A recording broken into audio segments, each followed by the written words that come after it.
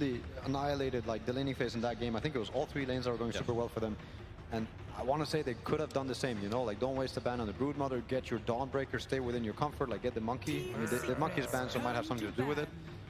So we're back to the Tundra system, you know, you're gonna have, you have to see how it's gonna develop. This Visage, gonna buy Wraith back, he's gonna take the tier 1 tower, he's gonna live in Secret Jungle, and the Marcy plus the 9 hero and the other support are gonna be missing. They're gonna be in the Fog of War, and they're gonna make Secret, you know, think twice about shoving this Visage away from his area, and on the other side of the map, you're gonna have Skitter doing the same.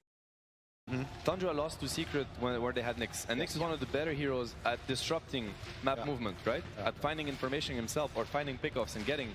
And, you know, Tundra came into this grand final saying, you know what, actually this Nyx is more annoying than the king of your heroes that has been Leshrac so far. Yeah. So it kind of says a lot about what's going on, you know, Dota-wise. I like that point a lot, too, because a lot of times you can see the Nyx and it's like, oh, he has, like, Carapace is excellent this game, there's all this, but it's actually the scouting, right? Yes, it's actually so much about getting the information. Finding out if Neta's alone or if Skitter's alone, and, like, being able, to just get that quick pickoff. Yeah. And now we see, like, even, like, the Beastmaster ban, right? A similar thing they were talking about. It's controlling the map, trying to read things, so really interesting bans coming out from Tundra. Yeah. I like the Secret bans much more this time around the second phase, you know? Like, the first phase is something else, but they're committing to a certain strategy, but the Naga's out, the Mirana's out, the amount of map tools that they get are getting very, very limited already, much more than in game 1. I want to see the Dawnbreaker come out for Secret. I mean, I think that would be a really strong pick. It can crush the Visage. Yes. If you look at what Secret did there was a game when they had this next Dawnbreaker silencer, and I felt like it gives them really strong lanes, so they can kind of beat Tundra at that game, and if they transition into the mid game, they have these global tools that even if Tundra kind of pulls off this outmaneuvering on the map, you have these global tools that are gonna allow you to, you know, even it out. You get the global silence, you get the Dawnbreaker ulti, and I thought it was an interesting approach. Definitely heroes I would like to see Secret look at. Yeah, and we also get Secret as second pick for the. I mean, they won't get the choice in game 3 and in game 5, but now we're going to be able to see how strong the second pick is going to be for them. I think the flex pick again from the Dawn, or finding a hero that can, you know, add this global presence, break this map, but still remain, like, have some things remain flex, like the Leshrac Resolution can play it, and they can keep this till the end. But yeah, I think the second phase bans this time around much better from Secret. Yeah, I like the Luna. That was when I was. yeah, exactly. Like, I think this is thought through. I think the Mirana also, they would have gone for it for snaking. I think the Naga is a must ban for the rest of the series in second phase, unless they come up with the ultimate way to deal with it. Yeah, Luna Visage, very strong combo. I mean, we've played Tundra in TI10 qualifiers, and they were doing this Luna Manta Night Vision abuse. So it's definitely a hero that they can use a little bit like a Naga. You know, constantly sending the Manta illusions, shoving the waves, sending them also to scout, because Skitter is one of the players that not only farms with Manta, he actually uses it as a scouting tool to increase his map presence. And as we were talking about with the Naga, like how he was using the illusions instead of just going camp to camp to camp. He's cutting the wave, even though it's not efficient. He's getting a little bit more info, especially during nighttime. I mean, they had full vision the whole night. Yeah. Sometimes even just suiciding illusions, just literally to get any type of information. Yep. And, you know, theoretically, there are 2 ways to deal with Tundras, like kind of split push style. The CK is one of the heroes that they really enjoy doing that with. Okay, they go for the Phoenix into Chen. It's a great Phoenix game. When do they play the Phoenix? I want to say it's only with Visage they've played it. I think I only saw them play it once, if even that. I don't even know if I saw them play it here. They played it. I've seen Snaking play Phoenix once this tournament, I want to say. I'm pretty sure. So basically, I think Secret, you have 2 approaches. When you play against this split push heavy kind of style, you either match what they want to do, or you know, group up and ball up and try to force them into a 5 versus 5 fight at a pace that they don't really want to get into. And I feel like Chen Lesh is a perfect lineup to push the issue before Tundra kind of gets online with their heroes. You know, think about the Leshrac Bloodstone and the mech timing. It's going to be very close. These heroes play together really well. Chen is going to bring a ton of armor and a ton of buffs on this Leshrac that are going to kind of help him live through the Tundra burst. And maybe they can just snowball the game, because usually Tundra don't really look at these early timings, and they hope that they get to, you know, get away with their map stuff like they did game 1. If you force this Visage and the CK to fight before they get the shard on this,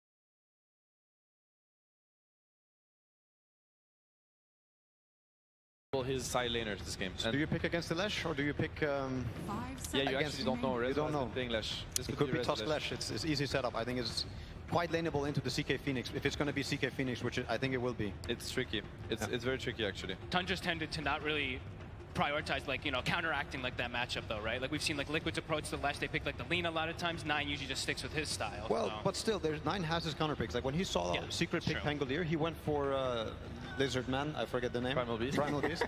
And I think he will take his opportunity to counter pick when he can. Like he really wants, you know, when he saw the Lesh before, they picked the Tusk, knowing that most likely I can get this matchup, and that's the one he likes, you know. So now he has to pick blind, and I think Nisha might have an opening to really punish if he chooses. Let's see what he's gonna look at. I mean, we are getting a Puppy Chen in TI finals, which I think is very exciting, by the way. Like, I love it when both teams are getting their bread and butter, you know, because this is where you're gonna get kind of the finest Dota out there. Played Dota for 20 years, and you just pick your favorite hero, you know, the one you want to play. Puppy Chen in TI finals. What else do you want to watch, you know? That's what he also picked the Chen out. How many times versus Alliance? Probably many times, yeah. I mean, I'm trying to remember the drafts for all 5 games. 10 years later, back at it. And what do they go for? Arc Warden. Okay, that is very interesting. That's quite the pick. Yeah. Quite different. But look, I think Nisha's going to find something, don't you? I don't think he's going to accept the Leshrac mid versus this. No. I think he's going to choose a hero versus the Arc Warden. What's left? I mean, Pangolier is out. Batrider got banned, so they were already setting up for it. Is this Nine's first Arc? Arc Warden is very nice with the Tundra's heroes. It's very nice with their playstyle. It plays a lot like a Naga. It's a hero that's hard to deal with, that can open areas safely, get information. You know, it's an amazing pick for Tundra's lineup. It's good against Lash, but I feel like Secret's lineup is one of the lineup that can make an Arc very scary, right? Like very scared, I mean. But this is not a typical 9 hero, like whatsoever. Like maybe it's similar a bit to the OD, who doesn't rotate very much, but almost every 9 hero likes to rotate. Like there's Zeus and there's some other ones. Okay, Morphling. Morphling. Yeah, here we go. Morphling mid most likely into the Arc. Probably expected it to be a pretty good matchup. There it is, and it's going to be a Rezo Leshrac. And they're just kind of sacking this Leshrac a little bit. And because, yeah, it's a rough matchup. Leshrac mid against Arc is not fun by any means. But last time he played it, he ended up with Blink, Bloodstone, Hex very early on in the game. And I think if he gets the same type of snowball or same type of game, I think it's going to look incredible. You close the gap versus the Arc. You don't care about the Visage. Like, you can also blow him up. I don't know. I like Secret's approach here. I really like it. And I think 9 might regret, you know, not having stayed for a more active hero. But let's see. I don't think anybody's going to help the Visage this game. No, it's yeah. I mean, I feel Tundra's Dota. I think it's extremely powerful, but this is probably the first game, the game where I feel the most that they can be very challenged. Yeah, and they can be crippled. Yeah. What do you sort of reckon, Fox? You know, Nisha Morph, it's popped off before. Is this a game where we can expect to see Nisha get to a level where he's going to be having the potential to 1v5 in these team fights? He's got good scaling. They got good ways to force team fights. It looks pretty strong. I mean, I've said it before also in the last game. I think they do want to keep the ball rolling, Secret, and if they don't, I mean, Tundra's going to run away with it again, and they're going to get to play the map, and it's going to be a very painful slow death for Secret. Yeah, I mean, I think the ball is in Secret's court. They really have to score. Nisha Morph is incredible. Like, he's one of the best morphs out there. He hasn't gotten to play it as much lately, but I think everybody that ever got to face his morph still remembers. He is an incredible morph player. He can make wonders in this game. Let's have a look. We'll find out soon. Surely we'll be able to pop over to Coach. But before we lose your kind of final word, Seb, Secret, how do they bring us back from that loss in game 1? Tempo. Play their heroes to their strength. You know, it's a Bristleback, a Leshrac, a Chen. Thank you very much, Seb. Over to Slacks now. Hello, thank you so much, Owen. I am here with Heen for Team Secret. Heen, rough game 1, as we saw, but what's the strategy here? Just give it to me straight. You know, when in doubt, Chen it out, or what are you guys going for? No, it's just we want to be able to force objectives because it's been very hard to force fights or like catch them. So we're figuring with Chen, our ball is stronger and faster, and we won't get as frustrated trying to catch them or anything. All right, well, thank you. Very informative. Appreciate it. Do you remember what Arc Warden does? It's been a while. Do you feel like you got enough counters to that and you're going to be okay with that last pick Morphling? I mean, we played against Arc Warden a few times in scrims and maybe even matches. But so, yeah, it was not a complete surprise pick. hopefully we're ready. I mean, game one didn't quite go as we envisioned, so. All right, well, you know what? We are ready to see this thing go all the way. So, ladies and gentlemen, can you please give it up for this man? Give us some energy. And please give it up to our wonderful casters who will bring us in to game number 2. Thank you very much, Slax. Yes, we're ready to go here with game 2, Secret versus Tundra. Let's see if Secret are able to fare a little bit better, because that game 1, it was a rough one. Tundra coming out all guns blazing and being able to take that first map against Secret. I mean, overall, we did hear, of course, towards the end of the game, Secret, they were able to keep spirits high. We had a lot of positivity from the comms. Sure. Exactly what you need right after, towards the end of a very rough start to the grand finals. Yeah, and I like the big pivot that they made this game. Rather than looking to chase heroes around, looking to try to catch Tundra, which seemed to be one of the biggest problems for most teams this tournament. They're the ones who's going to be forcing the issue and forcing Tundra to kind of react to them. So let's see if that works. We see right away Tundra, they go for this level 1 smoke play. Incredibly strong level 1 with the Marcy, with the CK stun to chase heroes. But we see the Secret prepared. They had this early ward placed on top of their outpost to see immediately when smoke broke. So prepared for that early game. And we'll see how well, Secret can deal with some of the more different heroes that Tundra are bringing into the fray this time. Eyes are going to be on 9, see how much he can do. Oh, that is annoying.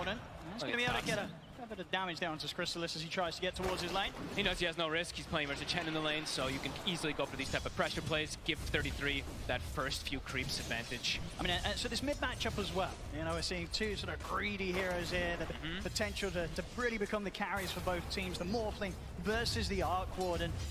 Anything exciting to come out of the laning stage? Is just going to be a trade and farm, or do one of these heroes have to be more careful than the other in this matchup? Probably a trade and farm, maybe 9 slightly ahead if anything, but no, I'd say mostly just a trade. We've seen Nisha and just Morphlings in general. With the new skill build that you can go, you only have to put 2 points in attribute shift. You're able to prioritize having more points in adapt.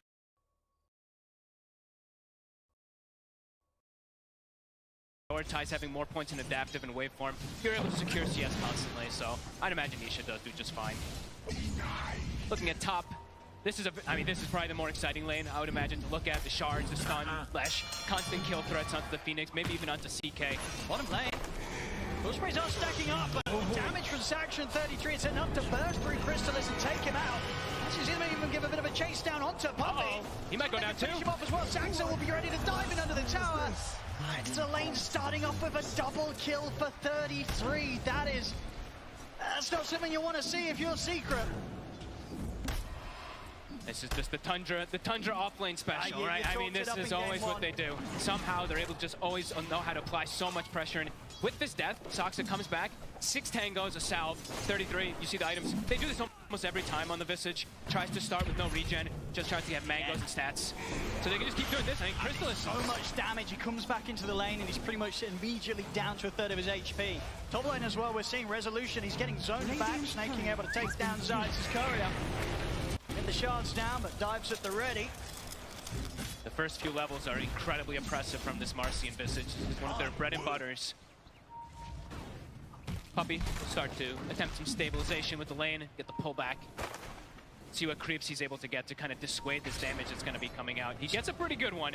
It's a good one to at least harass them back, kind of stop their aggression. See how soon they're able to get to a point where Crystallis is, I feel, a bit more confident to step up the creep waves. It's not easy. Off to the side, Saxa. He'll get the creep. Gonna go to look to take down the creep. They know how strong that creep can be. Good choice to kind of go for it there.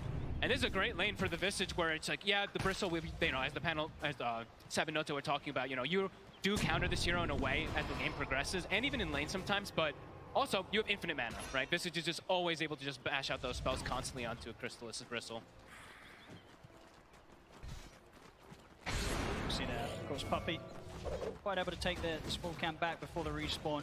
Saxa ensure that ever more tougher and tougher for Secret to gain momentum and control of the creep waves down in this bottom lane. 33 is able to hold it in a fantastic position. Good position and tons of regen, so they can always go for this harassment. Crystallis, I believe he's got his ring. Yeah, he's got it on the courier, so we'll have some sustain. But his stats overall will be a bit low because it's going to take a very long time for that to come out. So could still look to apply pressure onto him there. Has got both his spells on cooldown at the moment, so Secret will look to choose this time to strike. Skid and drags back Zayt's though.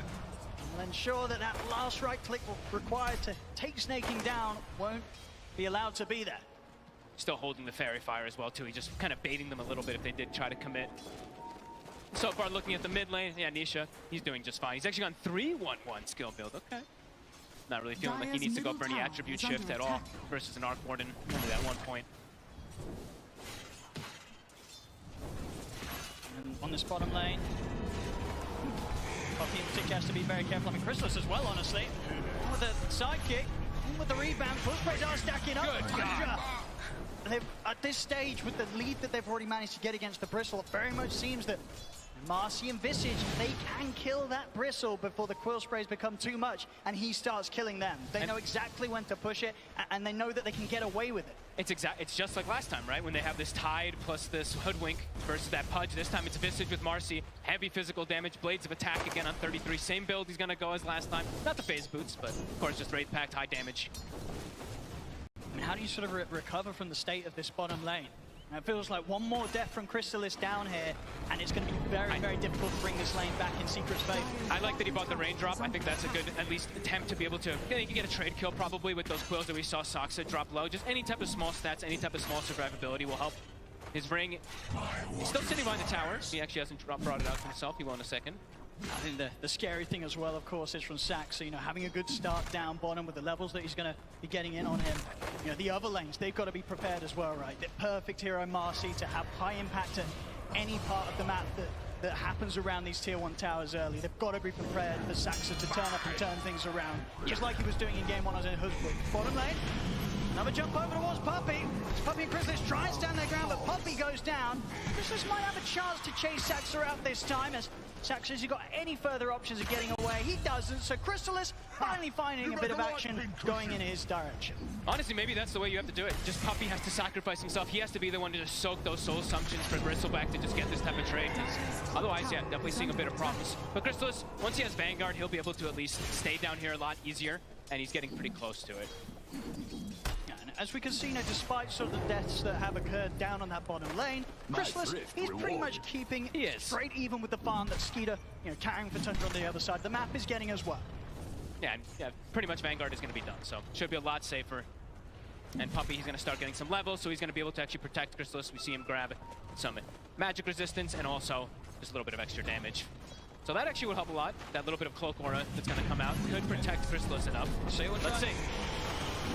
See if Saksa 33 can get away with this, but now with the levels, indeed, at this stage, it very much feels like it's not going to be nearly as easy as it was for Tundra in the early minutes of this lane to take down the Bristle. Chrysalis, whilst there's been a few deaths here and there, he's got through the rough bit of the lane. But Visage level 6 already. That is pretty massive for 33, having it this early on. The flag is going to be at 2. Caught him in the shards. Nisha, he'll look to step over and finish off the kill. He'll get it. Zayas should go down into the spark break. So both mids able to take a kill out of this one. 33's here. He's turned up with the Familiars, ready to chase out Nisha. Nisha's got a fair few one charges. It's only a level 1 shift. Put back up, he can't.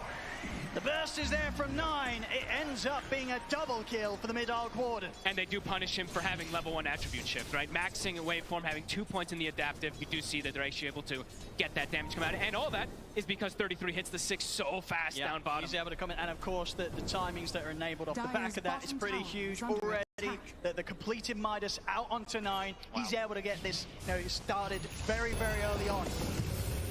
Beautiful. As he's going to be making the money. There's every reason to believe that unless Secret can make any moves to find this Arc Warden, 9, he's going to start shooting far, far ahead of anyone else in this game with regards to the farm he'll get.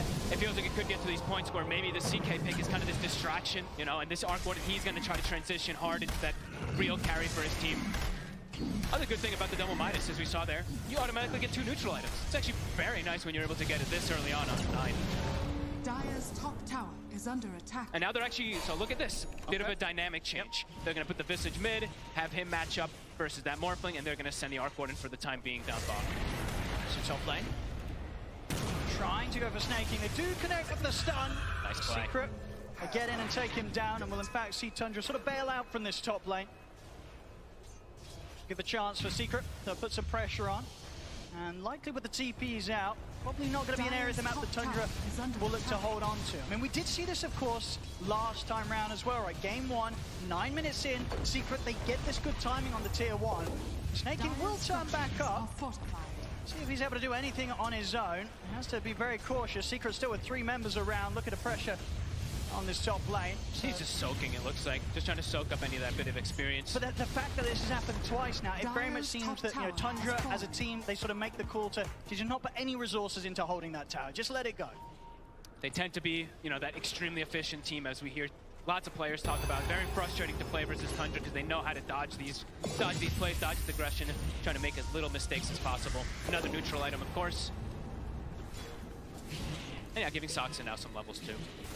So distributing that wealth, top 2 net worth, and the CK Skeeter. He's hero. He jungles just fine. He's going to be able to keep his pace up and probably look to do what he was doing anyway last time, is still look to connect top, use Phantasm just to farm, kind of acting as this pseudo Naga Siren.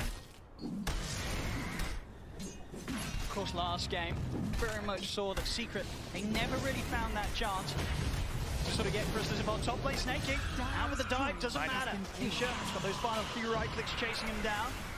You get the kill, so things looking good here for Nisha. You know, despite the quick Midas timing on 9, Nisha very much close behind him in farm.